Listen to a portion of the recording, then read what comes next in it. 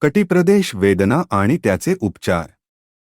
तर जर तुम्हाला कटिप्रदेशाच्या वेदना होत असतील तर त्याचे कारण काय आहे आणि लक्षणे काय आहेत? कारण जर खालच्या मणक्यामध्ये चकतीशी संबंधित समस्या असेल आणि मज्जातंतू दाबली जात असेल तर त्यामुळे पायाच्या खाली तीक्ष्ण वेदना होतात, ज्याला सायटिका वेदना म्हणतात. मज्जातंतू किती दाबली जात आहे त्यानुसार ती वेदना सौम्य, मध्यम किंवा तीव्र असू शकते.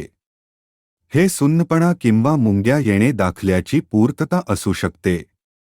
तसेच यामुळे ताबडतोब किंवा काही कालावधीनंतर पायात अशक्तपणा येऊ शकतो. त्यामुळे तुम्हाला कटिप्रदेशाच्या वेदना होत असल्यास आणि तुम्ही तुमच्या डॉक्टरांकडे गेलात तर ते तुम्हाला MRI किंवा एक्स-रे करण्याचा सल्ला देतील. तसेच काय चूक आहे आणि कुठे चूक आहे हे पाहण्यासाठी तो क्लिनिकल तपासणी करेल. एकदा निदान निश्चित झाल्यावर तो तुम्हाला फिजिओथेरपी सुरू करेल किंवा तो तुम्हाला सुरुवातीला काही दिवस विश्रांती घेण्याचा सल्ला देईल किंवा तो तुम्हाला वेदना कमी करण्यासाठी किंवा दाहकविरोधी किंवा मज्जातंतूशी संबंधित औषधे सुरू करू शकेल. एकदा रुग्ण बरा झाला किंवा थोडा बरा झाला की आम्ही रुग्णाला व्यायाम सुरू करतो आणि हळूहळू रुग्ण त्याच्या सामान्य जीवनात परत येऊ शकतो.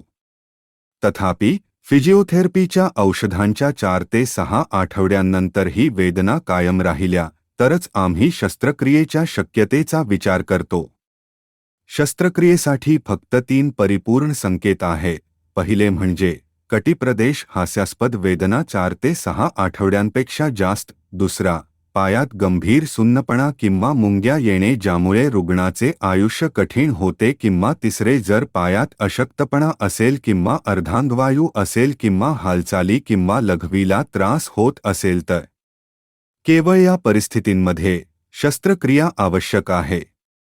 साधारणपणे शस्त्रक्रिया एंडोस्कोपिक किंवा सूक्ष्म तंत्राद्वारे अगदी लहान चिराद्वारे केली जाते.